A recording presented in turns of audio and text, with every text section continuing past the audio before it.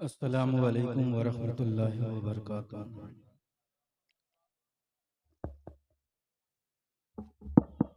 अल्हम्दुलिल्लाह अल्हम्दुलिल्लाहिल्लज़ी ज़य्यना नबिय्यिना बिहबीबिहिल मुस्तफ़ा व मन्ना अलल मुत्मिनीना बिनबील मुज्तबा। अस्सलातु वस्सलामु अला सय्यदिल अंबियाए वल मुरसलीन व आलिहि व सहबिहि अजमईन, अम्मा बाद। अऊज़ु बिल्लाहि मिनश शैतानिर रजीम, बिस्मिल्लाहिर रहमानिर रहीम। या अय्युहल्लज़ीना आमनुत्तकुल्लाह हक़्क़ा तुक़ातिही, सदक़ल्लाहुल अलीयुल अज़ीम।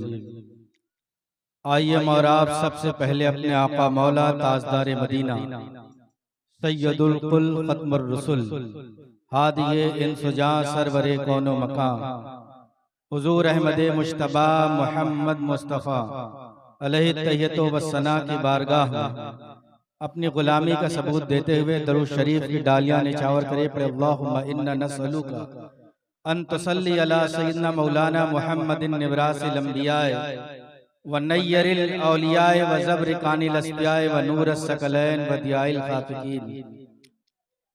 तुई कय्यूमी व सुल्तान ज़मानी, तुई मुश्किल कुशाए दो जहानी, ज़ियाफ़ात जहां दिले तंग दारम, मदद कुन या मुजद्दिदल फ़सानी। बड़ी देर से आप नातो मनकबत समात फरमा रहे थे। ये जलसों का मिजाज हो गया है कि नात सुनकर अपनी रातों को चंद लम्हों के लिए अपने दिलों को बहला ले,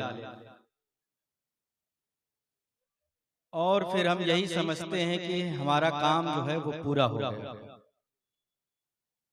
कुरान मजीद में रब्बे कदीर इरशाद फरमाता है, या अय्युहल्लज़ीना आमनुत्तकुल्लाह हक़्क़ा तुक़ातिही, ऐ ईमान वालों अल्लाह से डरो जैसा कि तुम्हें डरने का हक है।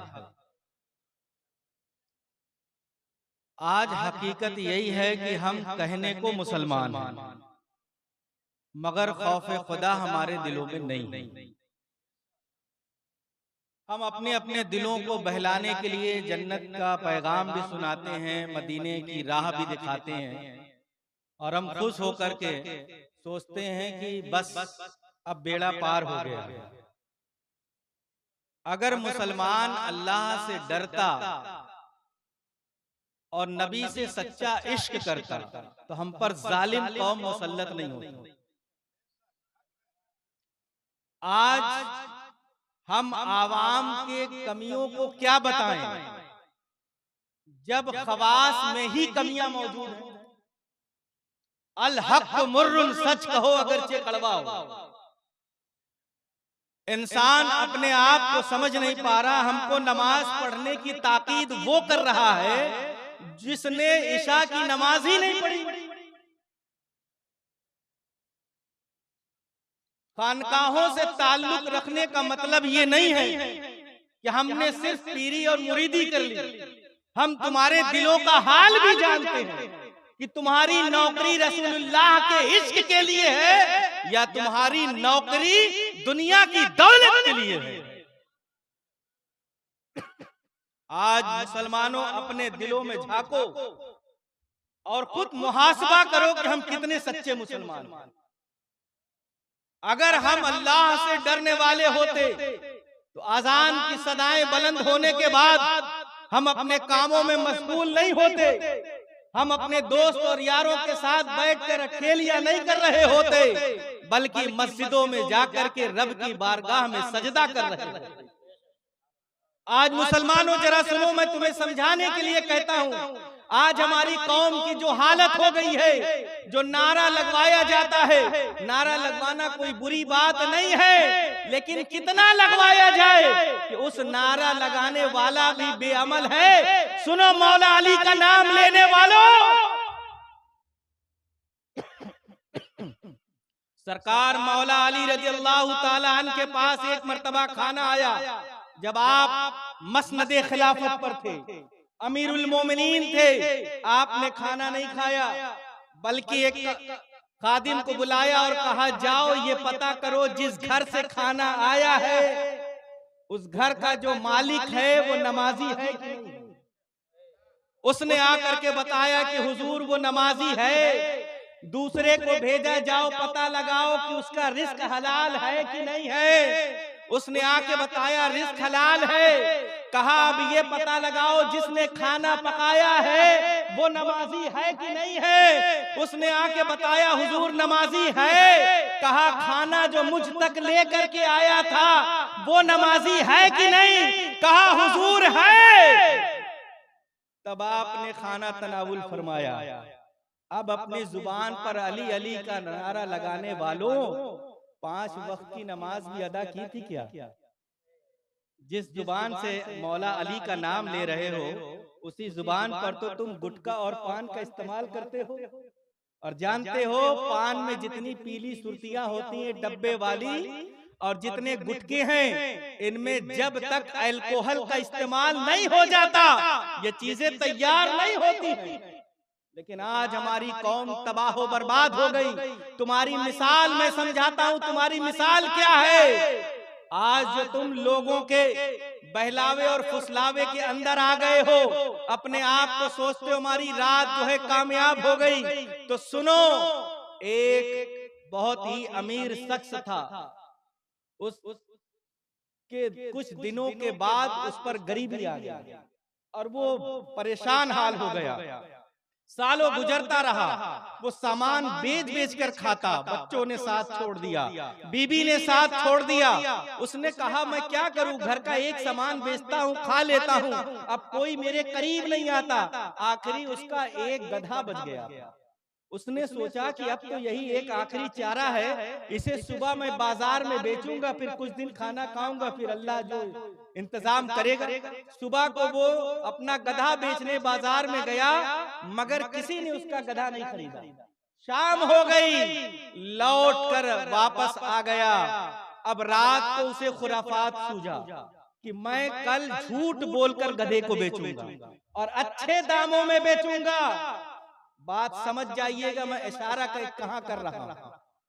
मैं इस बात को इसलिए कह रहा हूं कि आपके दिल पर चोट लगे और कुछ दर्द महसूस हो और वो दर्द इसके मुस्तफा में तब आपकी जिंदगी कामयाब होगी। उसने सुबह उठ करके गधे को खूब नहलाया धुलाया उसे कुछ तेल वगैरह लगा करके चमकीला बना दिया। उस पर एक रुमाल भी डाल दिया और बाजार में लेकर के चौराहे पर खड़ा हो गया और कहा कि चमत्कारी गधा ले लो। अब लोगों ने कहा चमत्कारी गधा। कहा कितने का है भाई। कहा 50,000 दिरहम का। कहा बड़े बेवकूफ आदमियों अरबी नस्ल का घोड़ा 10,000 दिरहम में मिलता है और ये गधा 50,000। कहा ठीक है मगर ये चमत्कारी गधा। कहा क्या चमत्कार दिखाता है। कहा जो इस पर बैठता है उसे मक्का मदीना दिखाई देता है। अब लोगों ने कहा अरे ये तो वाकई बड़ा चमत्कारी गधा है इस पर बैठोगे तो मक्का मदीना दिखाई देगा। अब ये बात उड़ते उड़ते महल में पहुंच गई। बादशाह और वजीर के कान में जब ये बात गई तो दोनों जल्दी से घोड़े पर सवार हुए कि जल्दी चलो कोई खरीद न ले उससे पहले हम गधा खरीद लेते हैं हम बैठेंगे और मक्का मदीना देख लेंगे। वजीर थोड़ा चालाक था उसने कहा बादशाह सलामत ठहर जाइए पहले मैं गधे पर बैठ कर देखूं कि वाकई मक्का मदीना दिखता है कि नहीं दिखता है। बेचने वाला उससे ज्यादा चालाक था। उसने कहा ठीक है। जब वो बैठ गया तो कहा सुनो अगर कोई गुनाह की होगी तो नहीं दिखेगा। अब वजीर बैठकर फंस गया उसके ऊपर। उसने कहा यार ये बड़ी मुसीबत हाथ आई। अब अगर मैं कहूंगा कि मुझे मक्का मदीना नहीं दिख रहा है तो लोग मुझे गुनहगार कहेंगे। उसने भी झूठ बोला और कहा सुभान अल्लाह मुझे मक्का मदीना दिख रहा है। बादशाह ने कहा रे वाह वजीर तो बड़ा नेक निकला। बताओ इसने कोई गुनाह नहीं किया। कहा उतरो मैं भी बैठ कर देखूं। वजीर मनी मन कहने लगा बैठो बच्चों मियां तुम्हें भी समझ में आ जाएगा। अब उस पर बादशाह बैठा तो उसे भी कुछ नहीं दिखाई दे रहा। तो उसने सोचा अगर मैं कह दूंगा कि मुझे कुछ नहीं दिखाई देता तो लोग वजीर के हाथ चूमेंगे और मुझे बुरा भला कहेंगे। तो उसने कहा सुभान अल्लाह, वाह वाह, क्या बात है, वजीर ने जरूर कोई लग्जिश की होगी, मुझे तो अर्श का पाया भी दिख रहा है। माज़अल्लाह, गधा खरीद करके ले गए, दिखा कुछ नहीं। आज हमारे कौम की मिसाल यही है। तुम चमत्कारी गधे की तरह तुम्हें सजाया जाता है, तुम्हें वाह वाह कराया जाता है, उसके बाद तुम सोचते हो कि अब हमारा काम हो गया है। मैं तो कहता हूं ये बड़ी कड़वी बात है। आज हम पीरी मुरीदी करने वाले लोग, सादगी से जिंदगी जीने वाले लोग, जरा सोचो तो सही, आज पीर को नहीं मालूम है कि जो मुरीद हमसे मुरीद हो रहा है वो बैअते बरकत में है या बैअते इरादत में है। न मुरीद को मालूम है कि जिस शेख के हाथ पर हम बिके वो शेख इसाल है कि शेख इत्तिसाल। अब तो सिर्फ रस्मन बैत हो रही है। आज खानकाहों में चुनिंदा खानकाहों को छोड़ दिया जाए तो ये गारंटी है कि सुलूक की मनाजिल कोई तय नहीं करा सकता। सुलूक की मंजिल तय करने के लिए सालिक जिस रास्ते से चलता है तब जाकर के वलायत के मंजिल पर पहुंचता है। अगर किसी पीर से पूछा जाए कि आप वलायत सुगरा की मंजिल आलम अम्र से तय कराएंगे कि आलम खल्क से तय कराएंगे, तो पीर साहब भी बता नहीं पाएंगे। क्यों बता पाएंगे? क्योंकि उन्होंने उस रास्ते को तय ही नहीं किया है। तो वो क्या बता पाएंगे कि हम आपको किस मंजिल से ले जाएंगे? यानी भरखरा शरीफ आना हो तो कई रास्ते हैं, लेकिन जिस रास्ते से कोई आया होगा उसी रास्ते का पता मुझे बताएगा, और अगर वो नहीं आया होगा तो मुझे पता नहीं बता सकता है। ऐ मुसलमानों, रिस्क की तलाश में तुम भागते हो, अल्लाह राज़िक़ो रज़्ज़ाक़ है, वही हमें रिस्क देता है।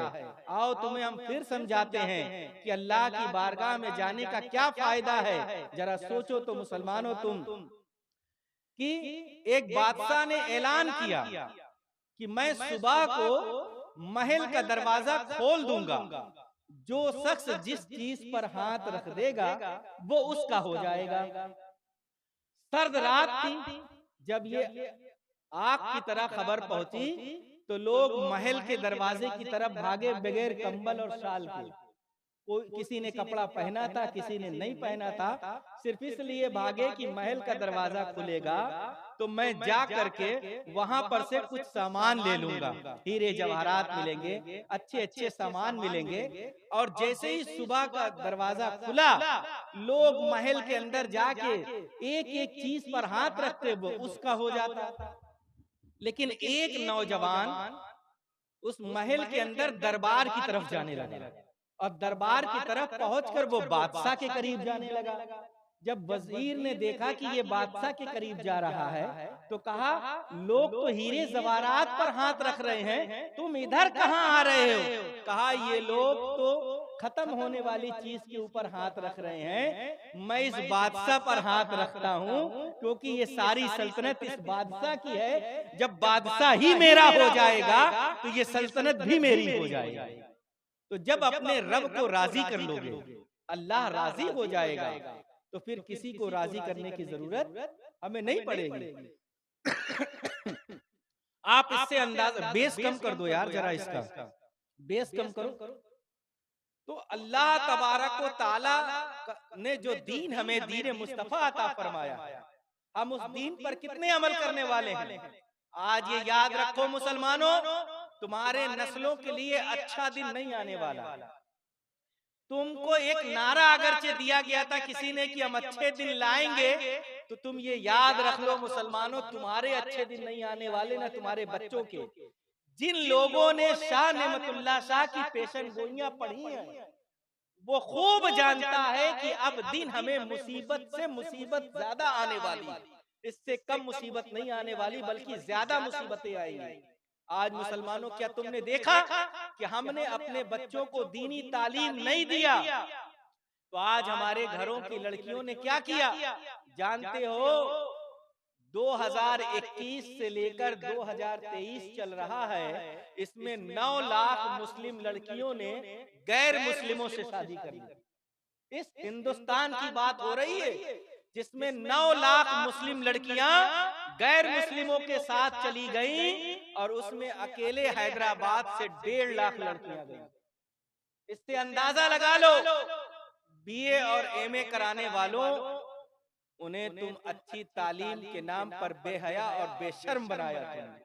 तुमने क्या सोचा था कि हम अपने बच्ची को सही तालीम दे रहे हैं? काश के तुमने सही अमल किया होता कि हफ्ते में एक दिन घर में सीरत मुस्तफा की किताब लेकर बैठ जाते।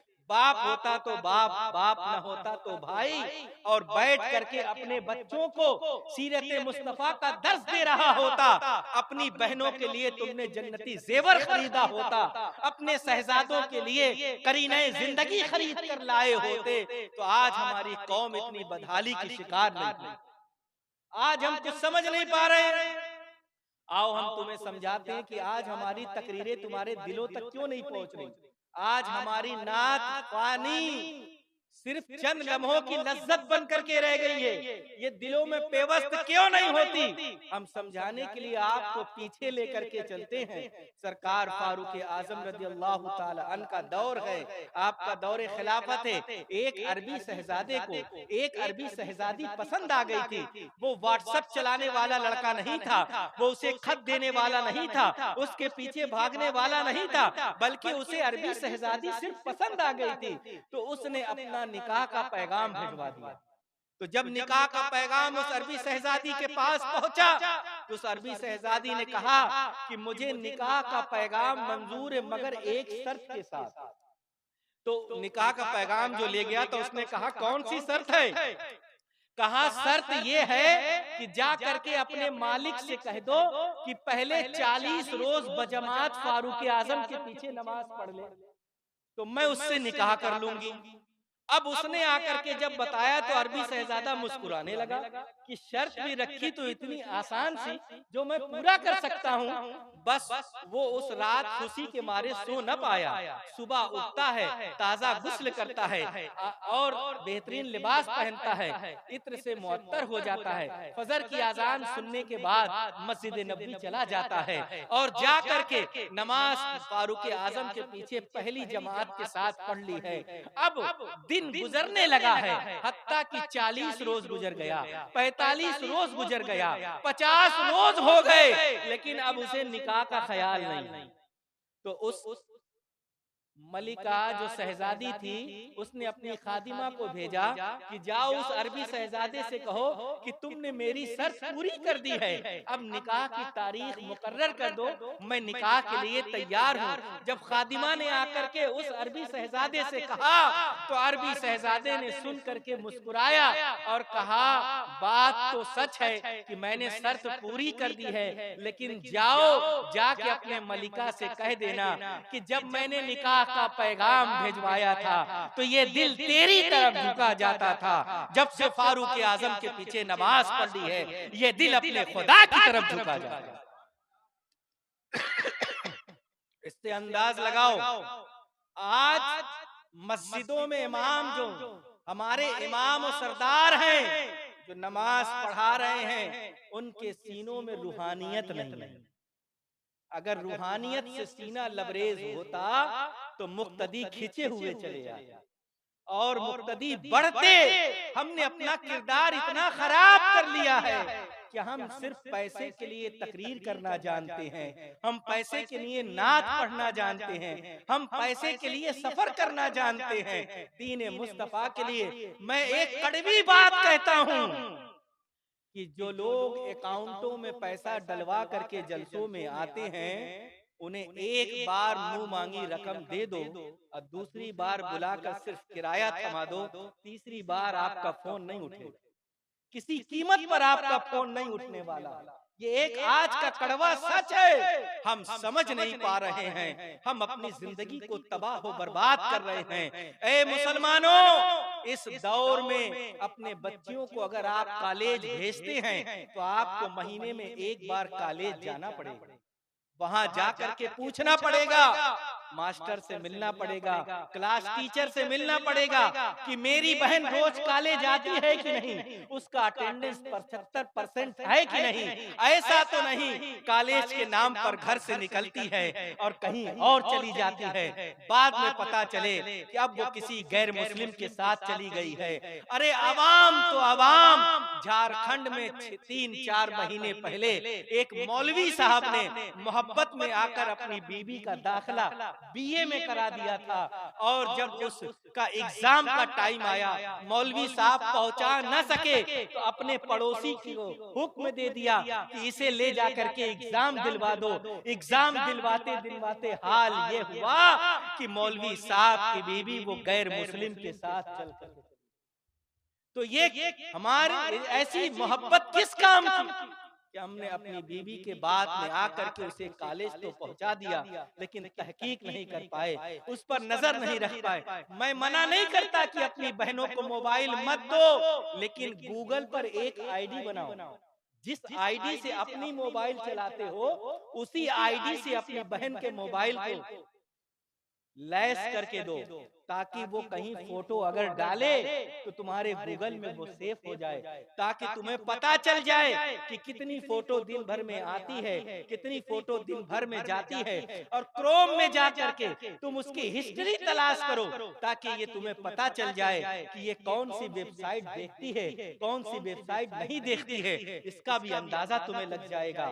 हर 6 महीने पर जिस नंबर से वो कॉल करती है उसका स्टेटमेंट निकालो और निकाल करके देखो किस नंबर पर सबसे ज्यादा बात करती है, वो किसी सहेली का नंबर है या किसी मर्द का नंबर है। इतना नजर तो तुम्हें रखना पड़ेगा, वरना याद रखो आका अलैहिस्सलाम की हदीस मुबारक थी कि एक दौर ऐसा आएगा कि घर से लोग निकलेंगे तो मुसलमान होंगे, लेकिन जब लौटेंगे तो वो काफिर हो चुके होंगे। आज वही हो रहा है। एक नया फिरके ने जन्म ले लिया है, जो फिरका आज अपने आप को एक्स मुस्लिम के नाम से जाना जाता है।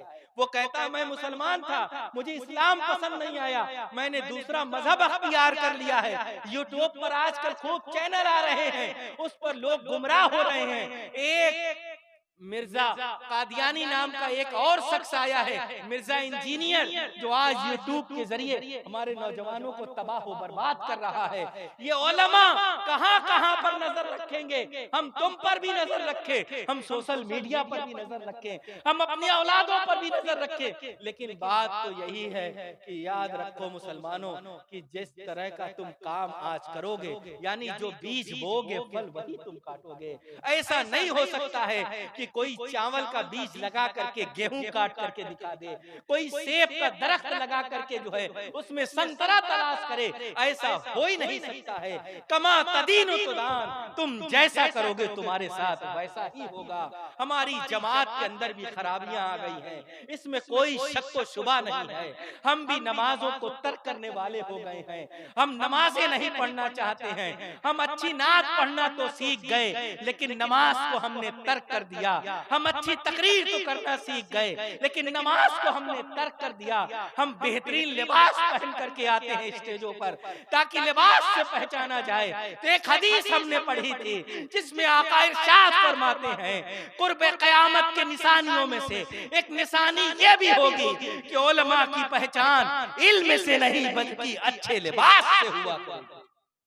आप देखिए, आप अपने दोनों तरफ दो शहजादे को देख रहे हैं। ये सैयदजादे हैं, मैं सैयदजादों का बड़ा एहतराम करता हूँ, उनकी ताज़ीम करता हूँ। क्यों करता हूँ? क्योंकि हम लोग जो खाते हैं वो सैयदजादों का सदका ही खाते हैं। हम आलिम हो सकते हैं, लेकिन सैयदजादे के बराबर नहीं हो सकते हैं। आप जरा इंसानों जरा सोचो, सैयद आफताब आलम चिश्ती रहमतुल्लाह अलैह के उर्स में जो हम शरीक हुए हैं, मेरी उनकी मुलाकात 5-6 मरतबा, और पहली तकरीर के बाद ही उन्होंने इतनी शफ़क़त व मोहब्बत मेरे साथ की थी कि कई मरतबा मुझे अलग अलग जगहों पर बुलाया। और गालिबन मुझे याद है कि 5-6 साल पहले भी मैं इस गांव के अंदर आया था, सैयद साहब मुझे यहाँ पर लाए थे, लेकिन कोई ये नहीं कह सकता है कि मैंने सैयद साहब से मुंह मांगा नजराना मांगा। इसलिए कि मेरे मुर्शिदे बरहक हुजूर बहरुल इरफान ने कहा था कि बेटा कभी ये सोचकर घर से मत चलना कि जहाँ जा रहे हैं तकरीर करने वहां से हमें नजराना मिलेगा, बल्कि लोग मोहब्बत करते हैं, शफकत करते हैं, हमें खाना खिलाते हैं, इज्जतें देते हैं, उसके बाद हमें बगैर मांगे कुछ दे भी दिया करते हैं, जिससे हमारा घर भी चला करता है, हमारे बच्चे भी खाया करते हैं। लेकिन अगर आज हम मांगने वाले हो जाएं तो याद रखना महशर में मुझे कोई हिस्सा नहीं मिलेगा। लेकिन अगर हम अल्लाह और उसके रसूल पर भरोसा कर ले तो न यहाँ हम खसारे में रहेंगे ना आखिरत में खसारे में रहेंगे। ए मुसलमानों, अपने अंदर इल्मी बेदारी पैदा करो, अपने बच्चों को इल्म दीन सिखाओ। अगर तुम्हारा बच्चा इल्म दीन सीख गया तो समझ लो कि तुम कामयाब हो गए, और नहीं तो सिर्फ आने वाले जो दिन है वो खसारा है। मैं तुम्हें ये बताऊं, हमने बहुत पहले किताब में पढ़ा था, उस किताब में लिखा था शाह नेमतुल्लाह शाह की पेशन गोइयां, जिसमें लिखा था कि रातों रात हिंदुस्तान के अजीम शहरों में मस्जिदों के मिंबरों पर मूर्तियां रख दी जाएंगी, उसमें ताला बंद हो जाएगा और कुछ अरसे मुकदमा चलेगा, बाद में मस्जिद को शहीद करके उसमें मंदिर बना दिया जाएगा।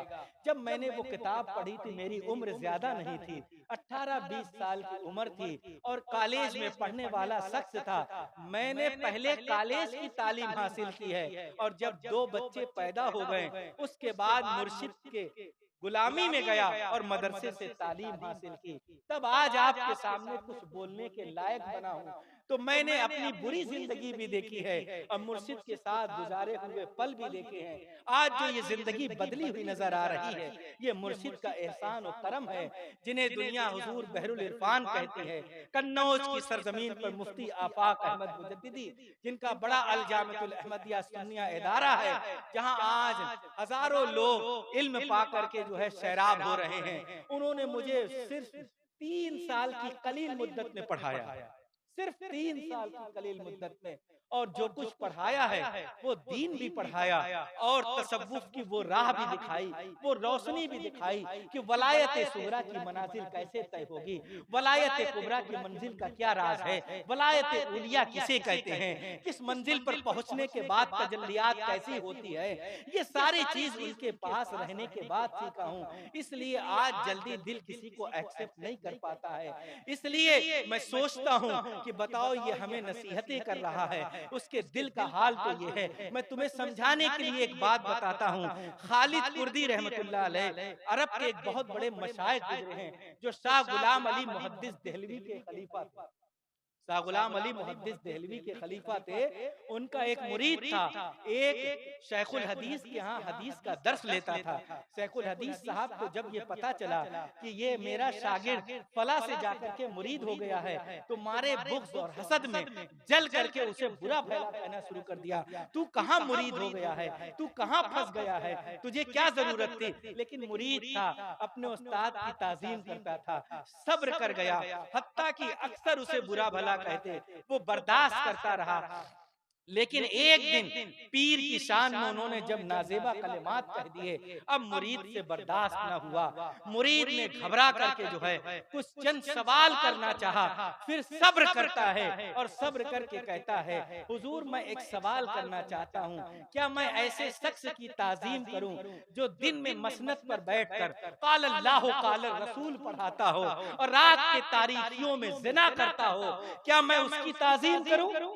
इतना कहना था कि शेखुल हदीस साहब मसनद से उतर जाते हैं और रोते हुए अपने घर चले जाते हैं, और इस कदर रोते हैं, इस कदर रोते हैं कि जो राज था कोई नहीं जानता था, मैं इसे बुरा भला कहता था। जब मुरीद का हाल ये है कि वो बंद कमरे में होते हुए जिना को देख लेता है, तो इसके पीर का आलम क्या होगा। और ताजा गुस्ल करके अच्छा लिबास पहनते हैं, उसके बाद खालिद कुर्दी की बारगाह में पहुंच जाते हैं और वहां जा करके कहते हैं, हुजूर मुझसे गलती हो गई, मैं तौबा करने आया हूँ, मुझे अपना मुरीद बना लीजिए। उनके हाथ पर तौबा करके मुरीद हो गए। चंद रोज के बाद कहा कि 40 साल हो गए मुझे काल अल्लाह काल रसूल पढ़ाते हुए, क्या मुझे जन्नत की जमानत मिली है। उनके पीर ने कहा चंद रोज रुक जाओ, मैं बताता हूँ। चंद दिनों के बाद पीर ने कहा सुनो, 40 साल की तुम्हारी जिंदगी को मैंने जब देखा तो एक मर्तबा भी तुमने अल्लाह और उसके रसूल की रजा के लिए हदीस नहीं पढ़ाई थी, तफसीर नहीं पढ़ाई थी, बल्कि जब घर से जाते थे ये सोच कर जाते थे आज ऐसा दर्श दूंगा कि लोग वाह वाह करेंगे, मेरा नाम होगा। तुमने तो दुनिया में ही अपना नाम कमा लिया है, अब तुम्हारे लिए कुछ नहीं बचा है। फिर कहा हुजूर फिर क्या करूं? उन्हें कुछ तरीका बता दिया, मुराकबे का तरीका बता दिया, जिक्र तहलील का तरीका बता दिया। अब वो शेखुल हदीस साहब उस पर अमल करने लगे।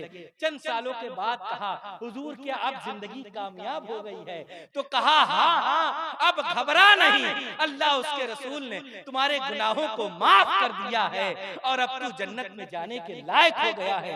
कोई ये नहीं कह सकता है कि मैं पीर हूँ तो जन्नत में जाऊंगा, मैं शेखुल हदीस हूँ तो जन्नत में जाऊंगा, मैं आलिम व फाजिल हूँ तो जन्नत में जाऊंगा। ये इस बात की दलील नहीं है। दलील तो तब होगी जब इसके मुस्तफा में जान निकले, अकीदे पर ईमान निकले, तब जाकर के पता होगा। जब ईमान पर खात्मा होगा तभी जन्नत की जमानत की बशारत होगी। आप जरा सोचो, पहले के जमाने में पीर लोग अपने मुरीद को वली बनाते हैं। एक कड़वी बात है, पहले लोग मुरीद को वली बनाते थे। गरीब नवाज ने बख्तियार काकी को वली बनाया, बख्तियार काकी ने बाबा फरीद को वली बनाया, बाबा फरीद ने साबिर पाक और हुजूर महबूब इलाही को वली बनाया। लेकिन दौर इतना पलटा, इतना पलट गया कि अब तो वलायत मुरीदों के हाथ में चली गई। अब वो पीर को वली बना रहा है। अगर हम तुमसे पूछ ले वलायत सुगरा में कितने दायरे हैं, उस दायरे जिल्म में वस्त कहां पर है, और अल्लाह के जो वली है इस दुनिया में उसमें कितने % वलायत सुगरा में है, और उनके मनाजिल का रंग और बू क्या है, तब आप कहेंगे मुझे तो पता ही नहीं है, मैंने सुना था कि फला ऐसा कह रहा था। ये बात सच्ची है और तसव्वुफ का यही जाविया भी है कि अपने पीर को वली तसव्वुर करना चाहिए, इसमें कोई शक व शुबा नहीं है। अपने पीर को वली तसव्वुर करो, अपने पीर से बेपनाह मोहब्बत करो, मगर किसी के पीर में कोई खराबी तलाश मत करो, किसी को बुरा भला मत कहो। सारे मशाइख हमारे सरों के ताज हैं, चाहे वो चिश्ती हो, सुहरवर्दी हो, कादरी हो, नक्शबंदी हो, सबके अपने अपने मरातिब हैं। अल्लाह ने सबको अलग अलग हुस्न कमाल अता फरमाया है। लेकिन आज हम कहाँ जाएं, किसके पास जाएं और क्या सीखें और क्या ना सीखें? अगर आज खानकाहों में नशिस्तें लगने लगी और मुरीदों की इस्लाह की जाने लगे, उनके नफ्स की इस्लाह की जाने लगे, समझ लो कि खानकाह भी कामयाब हो जाएगी और पीर से जुड़ना भी हमारा कामयाब हो जाएगा। आज मुसलमानों देखो, जब तक आप नात सुन रहे थे ये पूरा भरा हुआ था। मुझे इस बात की कोई फिक्र नहीं है कि बैठने वाले चंद लोग हैं। क्यों? क्योंकि मैं आपको देखकर नहीं आया, मैं आपको देखकर नहीं आया हूं, मैं सैयद आफ्ताब आलम साहब का नाम सुनकर के आया, क्योंकि उन्होंने मुझ पर जो शफ़क़त और मोहब्बत की है ना, उस वजह से मैं आया हूं। वरना मैं जब उम्रा करके आया था तभी मैंने स्टेज का प्रोग्राम बंद कर दिया था। उसकी वजह बताएं, स्टेज के प्रोग्रामों में अक्सर तहज्जुद चली जाती है, अक्सर तहज्जुद छूट जाती है। हम लोगों को मुर्शिद ने ये सिखाया है, क्योंकि जब खिलाफत दी है तो ऐसे खिलाफत नहीं दी है, पहले उसमें ढाला है, और ढालने के बाद पीरों के लिए ये जरूरी है कि वो दलाइलुल खैरात का विर्द किया करे, तहज्जुद की नमाज अदा किया करे, क्योंकि आप किसी के लिए मोतबर लोग आपके पास आते हैं तो समझ करके आते हैं। अगर सिर्फ अकीदत और मोहब्बत से वो आते हैं और हम खरे न उतरे, मेरे मुर्शिद ने मुझसे कहा कि तावीज़ात सीख लो, तो मैंने कहा हुजूर मुझे पसंद नहीं है। महीनों बाद मुझे रात में समझाया कि अगर तुम तावीज़ नहीं लिखोगे, अगरचे तुम मुस्तजाबुद दावात तक पहुंच जाओ, लेकिन अपने मुरीद को तावीज़ नहीं दे पाओगे तो तुम्हारा मुरीद तुम पर एतबार नहीं करेगा, कहेगा हजरत को तो कुछ आता ही नहीं है कि ये बताओ हमें एक तावीज़ भी नहीं दे पाते।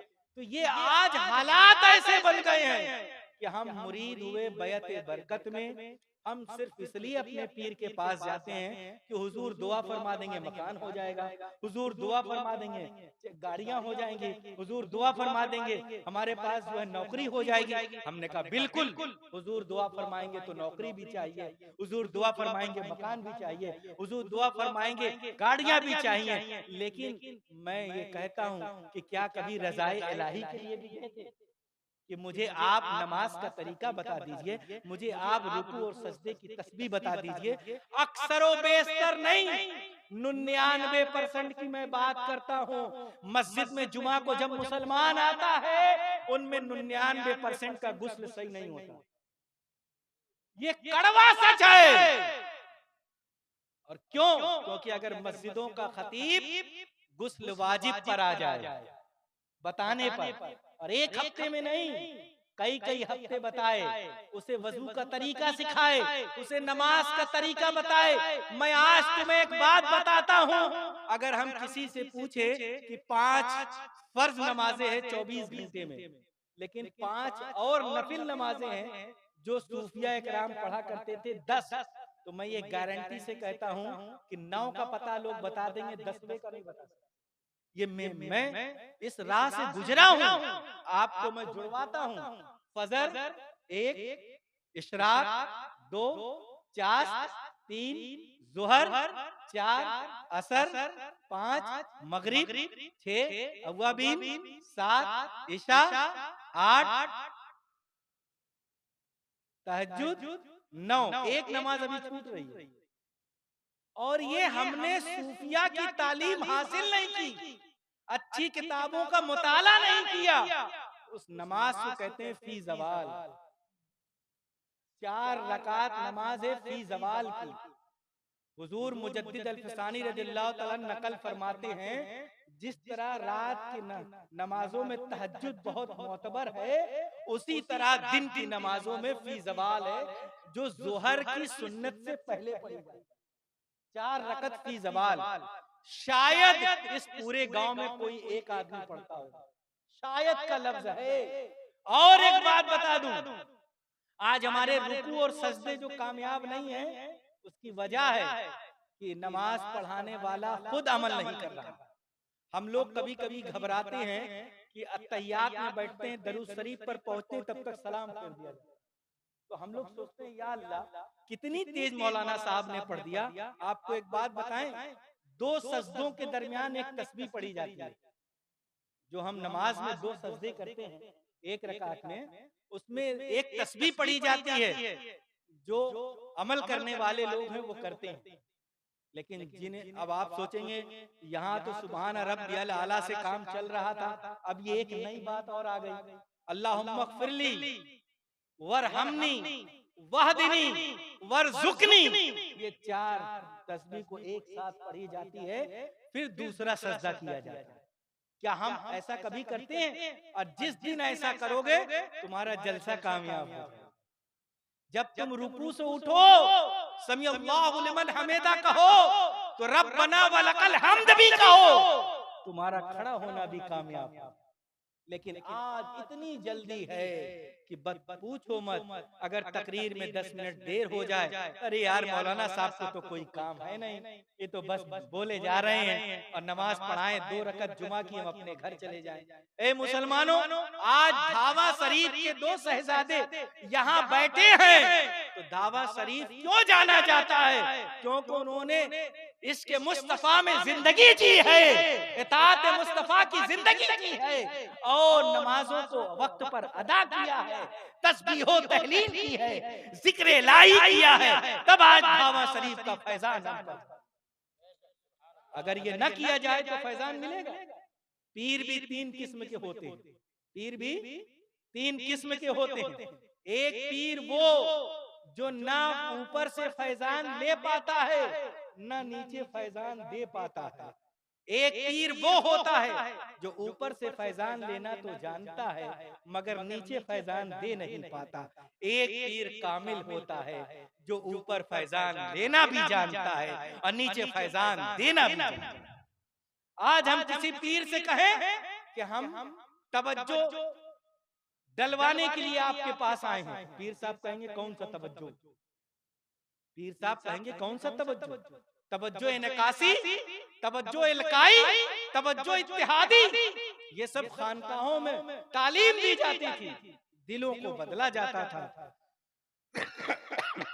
तो आप समझ नहीं पाते कि ये क्या चीजें हैं। हम आपको समझाते हैं इस बात को, क्योंकि यहाँ खानकाह के लोग बैठे हैं, आप भी खानकाह से मुंसलिक हैं, मोहब्बत में रात को में अपनी नींद को कुर्बान कर रहे हैं। तवज्जो इनकासी कहते हैं, इस लाइट को समझो। ये जो लाइट जल रही है ये तवज्जो इनकासी है। जैसे ही ये बंद हो जाएगी, इसके लाइट से हम फैज़याब नहीं हो सकते। जब तक ये जलेगी हम फैज पाते रहेंगे। वैसे ही मुरीद जब तक अपने पीर के पास बैठा रहता है, तवज्जो इनकासी उस पर पड़ती रहती है और वो फैज पाता, अच्छी अच्छी बातें सुनता है। लेकिन जैसे ही उसके पास से हटता है, फिर दुनिया की मोहब्बत में गुम हो जाता है। एक होता है तवज्जो इल्काई। तवज्जो इल्काई को समझाए जैसे एक चिराग है, उसमें तेल भी है और बत्ती भी है, पीर उसे जला देता है और वो चिराग रोशन हो जाता है। लेकिन वो चिराग कभी बुझता है जब तेल खत्म हो जाए या जोर से हवा चले, तूफान आ जाए, तो वो चिराग बुझ जाता है। उसे तवज्जो इल्काई कहते हैं। वो अपने पीर से तवज्जो ले करके जा करके लोगों में अच्छी बात फैलाता है। लेकिन जब कोई मुसीबत आ जाती है, कोई इंतकाल कर जाता है, उस गम में डूब जाता है, पीर की मोहब्बत कमतर हो जाती है, दुनिया गालिब आ जाती है, तो उसका रब्त टूट जाता है और तवज्जो इल्काई से भी खाली हो जाता है। लेकिन एक होता है तवज्जो इत्तिहादी। तवज्जो इत्तिहादी आका अलैहिस्सलाम ने सबसे पहले किस पर डाली थी? सैयदना सरकार अबू बकर सिद्दीक पर। कब? गार के अंदर। मुर्रिखीन ने लिखा है कि जब आका के साथ अबू बकर सिद्दीक गार में रहे, आपके चेहरे को तकते रहे, दिन रात आपके साथ रहे, और तवज्जो इत्तिहादी का असर इतना हुआ कि जब मदीने की तरफ बढ़े, मदीने के गलियों की तरफ, लोगों को पहचानना मुश्किल हो गया कि इसमें आका कौन है और अबू बकर कौन है, क्योंकि तवज्जो इत्तिहादी से अबू बकर का चेहरा भी ताजदार अंबिया की तरह हो गया। जब सरकार सिद्दीक अकबर को यह एहसास हुआ कि लोग पसो पेश में हैं, तो उन्होंने क्या किया? एक चादर निकाल के आका पर तान दी, ताकि दुनिया समझ जाए जिस पर चादर तनी है वो आका है, जिसने चादर पकड़ी है वो गुलाम है।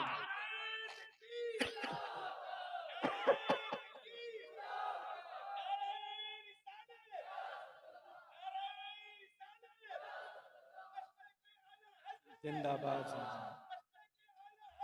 जिंदाबाद।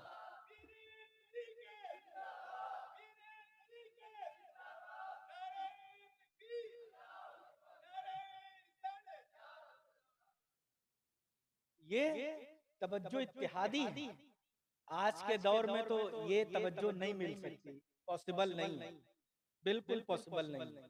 कहीं कोई छुपा हुआ होगा, वो मेरी नजरों से वो एक अलग मसला है, लेकिन जाहिरी तौर पर कोई नजर नहीं आता। हिंदुस्तान में एक ही पीर ने तवज्जो इत्तिहादी डाली थी, जिनका नाम था हुजूर बाकी बिल्ला रहमतुल्लाह। उनका एक मुरीद था नानबाई, जो खाना पका करके मेहमानों को खिलाता था। एक रात अचानक मेहमान खानका में आ गए, तो मुरीद को बुलाया और कहा कि कुछ खाना है, तो कहा हुजूर खाना तो खत्म हो गया। कहा मेहमान आए, कहा हुजूर बस आप दुआ फरमाइए, अभी खाना लेकर आता हूं। वो गया और बहुत तेजी से उसने खाना बनाया। भाई दाल और रोटी का जमाना पहले होता था खानकाहों में, आज तो बिरयानी हम लोगों को मिलती है, अच्छे अच्छे ग़िज़ा मिल जाते हैं। तो वो बना करके लाया, मेहमान खाए। हुजूर बाकी बिल्ला खुश हो गए कि इसने इतनी तेजी से खाना पका दिया। तो उससे कहा कि मांगो, क्या मांगते हो, जो मांगोगे दिया जाएगा। मुरीद चालाक था, हमारे जैसा बेवकूफ नहीं था। हम लोग होते थे कहते हुजूर दुआ कर दीजिए, मकान हो जाए, बिल्डिंग हो जाए, कार हो जाए, यही सब मांगते। उसने कहा हुजूर वादा करिए कि मैं जो मांगूंगा आप देंगे। 3 बार उसने वादा करा लिया। कहा मांगो, कहा हुजूर अपने जैसा बना दीजिए। अल्लाह अकबर। जब उसने कहा अपने जैसा बना दीजिए, हुजूर बाकी बिल्ला ने कहा कुछ और मांगो। कहा ना हुजूर आपने कहा है कि जो मांगोगे दिया जाएगा। कहा जाओ वजू करके आओ। कहा हुजूर वजू है। का वजू पर वजू। वो वजू करके आया, अपने हुजरे में लेकर के गए और थोड़ी देर के बाद उसका हाथ पकड़ करके निकले तो दिल्ली के सरजमीन पर दो दो बाकी बिल्ला, शक्ल सबात सूरत सब एक जैसी। अब मुरीदीन बड़ा परेशान कि हमारे असली वाले बाकी बिल्ला कहां, हम क्या करें। लेकिन वो ज्यादा दिन तक नहीं रह पाया और 3 दिन के बाद ही जो है वो विशाल कर गया।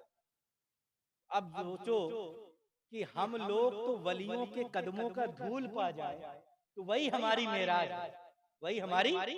लेकिन जो वलियों की शकल पा गया हो, अल्लाह ने उसे क्या अता किया। ये बुजुर्गों के पास बैठने से कुछ मिलता है। जैसे कि आपने नात सुनी कि हुजूर को देखने का दिल चाहता है, बिल्कुल दिल चाहता है। एक मर्तबा गया हूं, 4 साल से तड़प रहा हूं कि आका कब बुलाएंगे, पता नहीं कब नंबर आए। लेकिन एक बात और बहुत पॉइंट की बताए, हम लोग पढ़े लिखे वहां गए थे ना, मुझे एक अनपढ़ आदमी ने एक इल्म दिया, उसके इश्क की बात आई तो बताए उसका इश्क कैसा था। हम लोग जो दरवाजे से दाखिल होके सुनहरी जाली से सलाम करके निकलते हैं, वो अनपढ़ आदमी उधर नहीं गया। मैंने कहा यार तुम उधर से क्यों नहीं गए, कहा मैं इतना बड़ा बेअदब हूं कि उधर से जाऊं। तो मैंने कहा बेअदब, यार बात तो मुझे बताओ। कहा जिधर जाली पर हम सलाम करते हैं आका का सरे मुबारक उधरी है, मुझे जब सलाम करना होता है तो असहाबे सुफ़ा की तरफ से जाके कदम की तरफ से सलाम कर। मैं इतना मैंने कहा अरे यार तुम हमें पहले बता देते तो मैं भी नहीं जाता। 3 मरतबा मैं उधर से गुजरा था और मस्जिद नबवी में पांव रखने से लरजता था कि मैं कैसे पांव यहाँ पर रखूं, हालत खराब हो जाते थे। 10 रोज रहा और रबीउन नूर की 12वीं शब वहीं गुजारी और वहां नज़दियों के तरह तरह के उनके कारनामे भी हमने देखे, दिल बहुत तकलीफ हुआ। वो एक अलग मसला है। तो मेरे मुर्शिद ने मुझसे एक मर्तबा कहा था कि जब तुम मदीने जाना तो वक्त निकाल कर रौज़तुल जन्ना जाना, जिसे हम और आज मारूफ तौर पर रियाजुल जन्ना। तो जिस दिन वापसी थी मेरी तो मुझे मुर्शिद की बात याद आ गई। मैं मस्जिद नबवी में दाखिल होने से ही डरता था, दूर से गुंबद को सलाम करके और भागता था। क्यों? इमाम मालिक रज़ियल्लाहु ताला ने इरशाद फरमाते हैं जिसने गुंबदे खदरा को देखा गोया उसने मुस्तफा सल्लल्लाहु अलैहि वसल्लम को देखा। ये इमाम मालिक ने फरमाया। तो मैं बाब अबू बकर सिद्दीक से अंदर दाखिल हुआ। इतनी भीड़ थी कि रौज़तुल जन्ना तक पहुंचना मुश्किल था। तो मैंने मोबाइल में दरूद मुस्तगास निकाला जो आयशा सिद्दीका रज़ियल्लाहु तआला अन्हा पढ़ा करती थी, उसे पढ़ना शुरू किया। एक मर्तबा पढ़ा, थोड़ी सी जगह मिली, दूसरी मर्तबा पढ़ा, थोड़ी और जगह मिली, फिर तीसरी मर्तबा शुरू किया और दिल से एक आह निकली सरकार सिद्दीक अकबर रज़ियल्लाहु तआला अन्हु की तरफ, क्योंकि उन्हीं के सिलसिले में हम मुरीद हैं। सिलसिले नक्शबंदिया अबू बकर सिद्दीक से चलता है और 3 सिलसिले मौला अली से, चिश्ती, सोहरवर्दी और कादरी मौला अली से, और नक्शबंदी अबू बकर सिद्दीक से चलता है। उन्होंने अपना खलीफा हज़रत सलमान फारसी को बनाया, फिर वो बाद में बायज़ीद बुस्तामी, इमाम जाफर सादिक से होता हुआ बहाउद्दीन नक्शबंद और मुजद्दिद अल्फसानी से मशहूर हुआ। तो मैंने कहा सरकार सिद्दीक अकबर की तरफ दिल से जो आह निकली कि ऐ सालारे नक्शबंद, हिंद से अदना गुलाम आया और जाली के बहुत करीब आना चाहता हूं। इतना मैंने कहा ही था, दिल से ये आवाज निकली थी और मैं दरूद मुस्तगास पढ़ रहा था जैसे किसी ने ऐसे हाथ पकड़ करके खींचा और बिल्कुल जाली के करीब खड़ा कर। और मैं वहीं पर बैठा रहा, असर की नमाज उनके साथ उठक बैठक की। भाई अब उनके पीछे पढ़ तो नहीं सकते लेकिन निकल भी नहीं सकते, क्योंकि हमें कुछ देर वहां गुजारना था। और मेरी नजर जाली की तरफ से हरे रंग की जो जाली थी उसमें से बार बार मैं अंदर देखता तो एक हरे रंग का पर्दा नजर आया, उसमें लाल रंग का एक छोटा छोटा टुकड़ा भी लगा हुआ था। लेकिन अचानक से मुझे 3 नूरानी चीज नजर आई यानी बिल्कुल खड़ी हुई तीन शख्सियत जैसे हो, लेकिन मैंने चेहरा किसी का नहीं देखा। मेरी इतनी औकात ही कहाँ है कि चेहरा देखूं। अगर उन तजल्लियों को देख लिया यही बड़ी बात। और उस वक्त फैजान इस कदर था कि मुराकबा में अगर नफी इस बात हमने नहीं किया होता तो उस फैजान का आलम ये था कि हम फैजान को बर्दाश्त नहीं कर पाते और जिस्म से रूह परवास करते। इस कदर फैजान जारी था। और मैंने उसमें जो चीज देखा तो देखने के बाद हम अपने मुर्शिद से बताते कि उससे पहले मेरे मुर्शिद ने मुझसे पूछा कि मुझे ये बताओ कि तुमने जालियों के अंदर क्या देखा। देखो पीरे कामिल क्या होता है, एक तो मैं बताता मदीने में मैंने देखा, लेकिन हिंद आने के बाद पीर मुझसे पूछता है कि बताओ तुमने उस जालियों के अंदर क्या देखा। तो मैंने वो अपनी बात बताई कि हुजूर मैं जन्नतुल बकी में गया, लेकिन कुछ दूर जाके फौरन वापस आ गया। मैं कहा मैं इतना बेअदब हूँ कि न ये तो रास्ते बने अंदर जाने को, पता नहीं किस सहाबा की मजार यहाँ पर हो। फिर मैंने हाथ जोड़ लिए और सबको सलाम करके कहा कि मेरी इतनी हैसियत नहीं है कि मैं जन्नतुल बकी में दाखिल हो जाऊं, मैं बाहरी से सलाम करके वापस आ जाता। तो अपने अपने इश्क का एक मामला होता है, कोई कुछ कहता है कोई कुछ कहता है। जैसे एक किताब मैंने पढ़ी बहुत बड़े आलिम की लिखी हुई कि वो आका की सिफतें बयान कर रहे थे कि फला नबी की फला सिफत आका को ये मिली ये मिली ये मिली ये मिली। मैंने किताब बंद कर दिया। मैं सोचने लगा कि मेरा नबी अव्वल है, मेरा नबी अव्वल है और जितने नबी आए उनकी सिफतों से मेरे नबी को याद किया जा रहा है, ये उनका इश्क हो सकता है। मेरे इश्क ने जवाब दिया कि जिस नबी को जो कुछ मिला मेरे नबी के सदके मिला। और ये हकीकत है, ये इश्क है। मैं कहना ये चाहता हूँ आप जहां से मुरीद हैं बिल्कुल अपने पीर से सच्ची और बेलौस मोहब्बत कीजिए, उनके पास बैठिए तो पूछिए हुजूर कुछ जिक्रो असगाल बता दीजिए, अल्लाह का कुर्ब हासिल करने का कोई तरीका बता दीजिए, हम मुराकबा कैसे करें, हम मुजाहिदा कैसे करें, तब जाकर के जिंदगी कामयाब हो पाएगी। जानो आखिरी बात मैं कहकर गुजर रहा हूँ, रात काफी हो गई है। तो मैंने आपको जो बताया था कि शाह नेमतुल्लाह शाह की पेशन गोइयां, जिसमें एक बात और आगे लिखी है कि हिंदुस्तान के अजीम शहरों में कत्ले आम होगा, अभी हुआ नहीं है, कत्ले आम होगा, 50,000 के झुरमुट में भी मुसलमान होगा मगर महफूज नहीं होगा। और इस कदर ईमान कमजोर होगा लोगों का कि हर गैर हम पर हावी होगा, हत्ता कि हम अपनी जान बचाने के लिए भागेंगे। बाप के सामने बेटी का जिना हो रहा होगा, बाप अपनी आंखों को बंद कर लेगा। भाई के सामने बहन का जिना हो रहा होगा, भाई अपनी आंखों को बंद कर लेगा। माँ अपने दूध पीते हुए बच्चे को छोड़ करके भागेगी अपना जान बचाने के लिए। यानी इतना बुरा दौर अभी हमें देखना है। अगर हम जिंदा रहे तो हम भी देखेंगे, वरना हमारी नस्लें देखेंगे। लेकिन अल्लाह की रहमत से मायूस नहीं होना है। जब फिरौन नहीं रहा, नमरूद नहीं रहा, सद्दाद नहीं रहा, तो ये हुकूमतें भी रहने वाली नहीं है। हमारा कोई मुहाफिज हो या न हो, अल्लाह उसका रसूल जरूर हो।